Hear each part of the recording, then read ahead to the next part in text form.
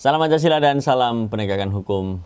Sahabat Semua Pancasila, ramai di media sosial mengenai ancaman pidana terhadap orang yang tidak mempunyai SIM, kemudian dia mengendara di jalan raya, dan juga ancaman pidana bagi orang yang tidak dapat menunjukkan SIM secara sah.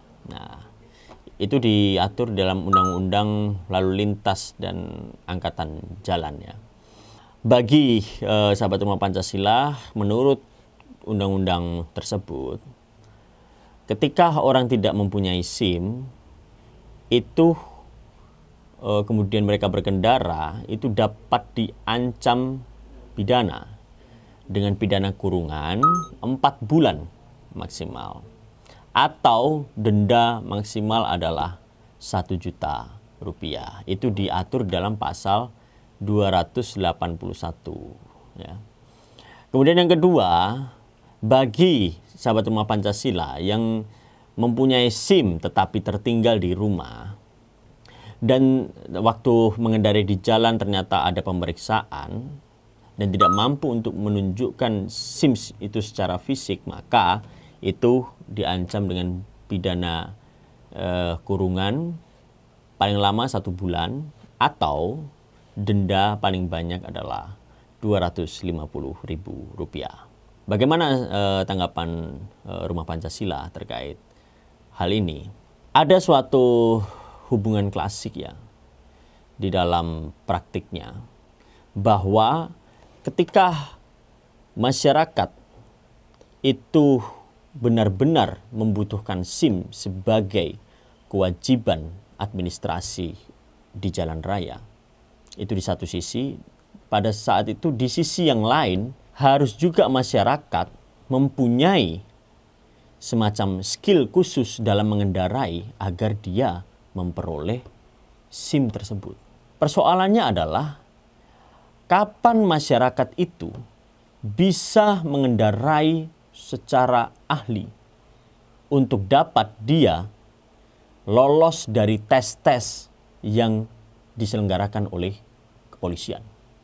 Tesnya bukan hanya tes tertulis, tetapi juga praktik. Nah, yang sulit adalah di praktiknya. Saya pernah beberapa kali mengikuti ujian tes praktik tersebut. Itu ternyata cukup sulit dan butuh beberapa waktu ke depan untuk dapat menguasai medan, dapat melewati ujian itu. Saya sampai kemungkinan ada 3-4 kali itu saya harus bolak-balik dari rumah ke tempat tes, gagal yang pertama. Kemudian minggu depan lagi suruh balik lagi, itu sampai 4 kali baru saya lolos. Bayangkan masyarakat yang mempunyai mobilitas yang tinggi atau aktivitas yang padat, mereka harus izin kerja hanya untuk mengikuti tes, padahal mereka belajar mengendarai saja belum ahli. Dan di satu sisi syaratnya harus benar-benar melatih tes tersebut. Oleh sebab itu ketika tes selalu gagal, masyarakat tidak punya waktu untuk belajar khusus untuk mengendarai kendaraan, maka jalan satu-satunya mereka adalah jalan manipulatif, adalah dengan main di belakang, yaitu dengan cara menumbuhkan bibit-bibit suap. Jadi mereka memberi uang kepada pihak ketiga ataupun pada oknum polisi untuk dapat diuruskan SIM-nya. Kalau dalam hal seperti itu, maka poin berikutnya adalah pada praktiknya pasal 281 itu menimbulkan praktik-praktik yang kolutif, yang dapat menyebabkan psikologis masyarakat dididik untuk mengambil jalan pintas.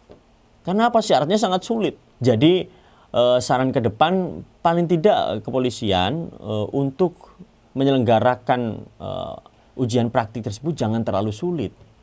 Masyarakat juga tidak hanya punya waktu untuk fokus belajar kendaraan, mereka harus menghidupi keluarganya, mereka harus menghidupi anak-anaknya, mereka harus mencari makan. Waktu untuk seperti itu sangat kurang bagi mereka. Jadi jangan dipersulit kalau memang dalam praktik ujian praktik itu diselenggarakan. Paling tidak mereka sudah bisa untuk memberi sen waktu mereka mau belok ke kanan atau ke kiri.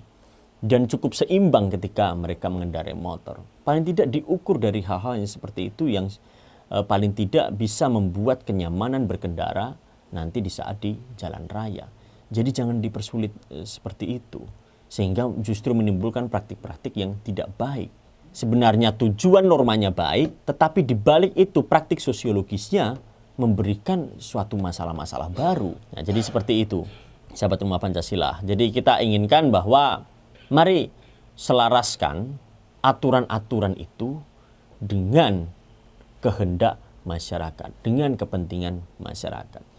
Jangan terlalu dibuat sulit kalau memang itu untuk kewajiban administratif. Tidak semua orang ahli di dalam berkendara. Tidak semua orang ahli hukum.